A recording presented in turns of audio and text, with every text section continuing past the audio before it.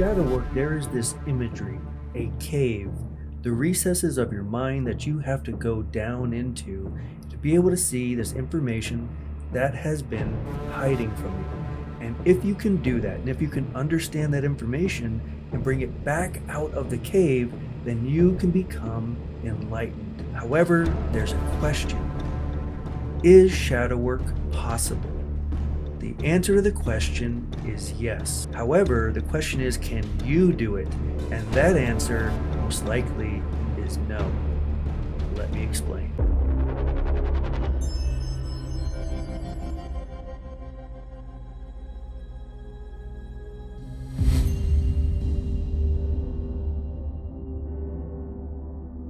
The reason why you will not be able to do shadow work, and that is the majority of people, is not what you think. It is not based on your intellect. It is not based on your ability to understand.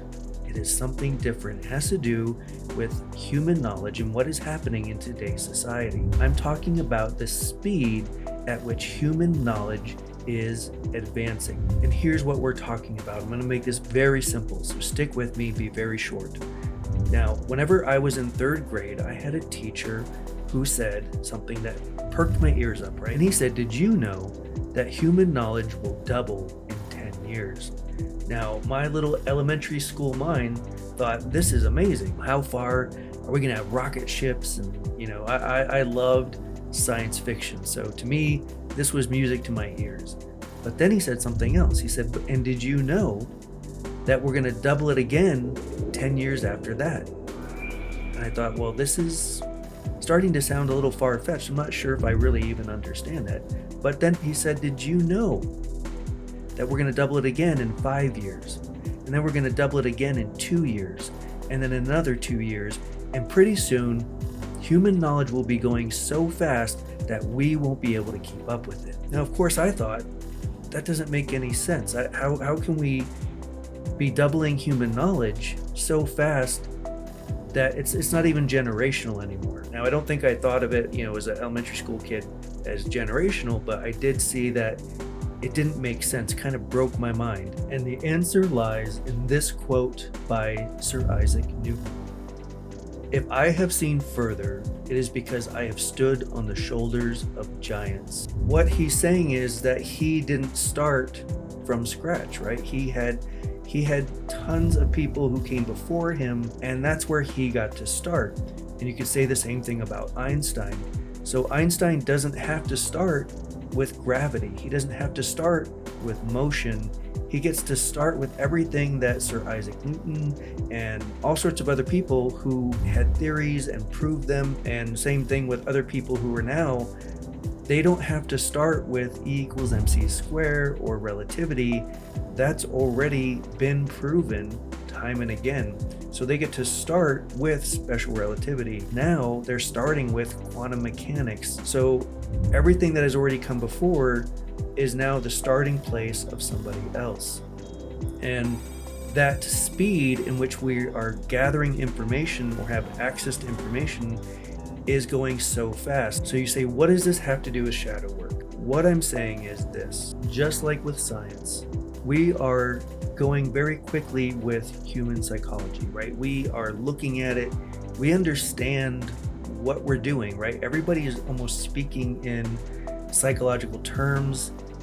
It's everywhere. Everybody is self-diagnosing. You can talk about whether or not that's been helpful or not. But if people are able to at least have that deeper understanding, that honestly, Freud would probably be completely shocked that people are discussing all of those things that he talks about, and they're talking about it like it's common knowledge now. He probably had to go and sit there and convince people, no, this is what's happening. It's your anxiety is coming from your repressed trauma, and now people are like, oh yeah, that's my anxiety. It comes from my suppressed trauma. That's so common knowledge now. I can speak about it very easily. And so let's bring it back to Carl Jung, and let's bring it back to shadow work. So there's this idea of individuation that I can, if I take the time and I try to understand and go into that cave, that I can become enlightened. I can understand that. And so you have a lot of people who look at cognitive function theory and Carl Jung's work, and they go, I think I'm understanding it. Makes sense. As I age, I will get more access and use and experience with these cognitive functions. My two middle functions, those might fill out a little bit more. And my unconscious functions, I will start to be able to see those. My inferior won't be as difficult for me to use. But the point is that everybody sees that and goes, hey, I want to have that now. I'm 15 years old. I'm 20 years old. I want to go ahead and be able to go into that cave and pull that information out. And I want to be that bigger, better, more wise person that I will be in 50 years. And I want to do that now. I understand what he's saying. I'm ready for it. And this is the problem.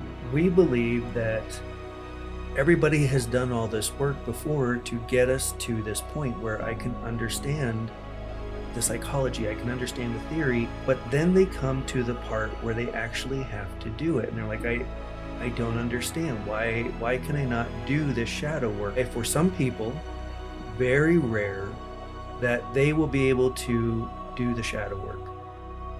But why for you and I, why most people will not be able to do it is for this reason. Let's say you have a child and that child is getting near you in the kitchen and you say, hey, step back, the stove is hot, I don't want you to get burned. And they take their hand away and you turn and then you see them and they start reaching for the stove and you go, hey, what are you doing? I just told you the stove is hot. You're gonna get burned. And one day you're off doing something and you hear a cry and you go to race and find the child holding their hand. And you go, I told you not to touch the stove. Why did you do that? I was trying to save you from suffering. I was trying to save you from getting hurt, but you didn't listen to me. Now, the thing is with that child is for them, that suffering is what they needed to learn. They had to experience that suffering. And I think that's why there's a common thing that Buddha said, and that is life is suffering. And I don't think that it's meant to be this nihilistic thing. What it's saying is that you have to understand, and as you suffer, as you go through these trials, things will become more clear to you. That is how you will learn. And if you haven't burned your hand yet, how can you know and understand what you were supposed to learn? Because you can read it in a book and you can hear me say it, and I will be saying it, and I'm going to try to help in my way to try to help people from not having to go through that suffering. But most of us are going to have to experience it before we understand it. So have you ever come across somebody who is born again in their faith? What was happening when they found their faith? Was it something good? Was life going great? They had a great paying job and they had a beautiful family, and that's usually not when people find a higher calling, a higher power. When people find that, what has usually happened is they have suffered. They are at their rock bottom. Everything has crumbled. There is nothing left. And that nothing is when they suddenly see everything. And you cannot see that. You cannot see and understand and experience this higher power if you have not experienced your greatest suffering until you have lost everything. Only then can you understand the hope of everything. And that is the problem with shadow work, is people want to believe that they can simply go down and just think about it really hard and bring out this enlightened truth. And that's the thing, is we all have to suffer. We have to get our hand burned and say, that hurt, that I don't want to do that again. Why did I do that? Why didn't I listen? And the reason is that you didn't suffer. You didn't learn that. You didn't experience that. And until you do, you can't truly have that awakening. And that's why it's much later in life. And you're going to be able to listen to people and they're going to tell you their story. Are you understanding the suffering that they're explaining, the suffering that they're trying to prevent you having to go through? Most likely not. Most likely you're going to have to go and make those mistakes yourself. And when you are 50 years old, you're going to look at that 20-something person and say, don't do this. I'm not trying to control you. I'm trying to help you. But you know what? I've also gotten old enough to understand that you're not going to listen.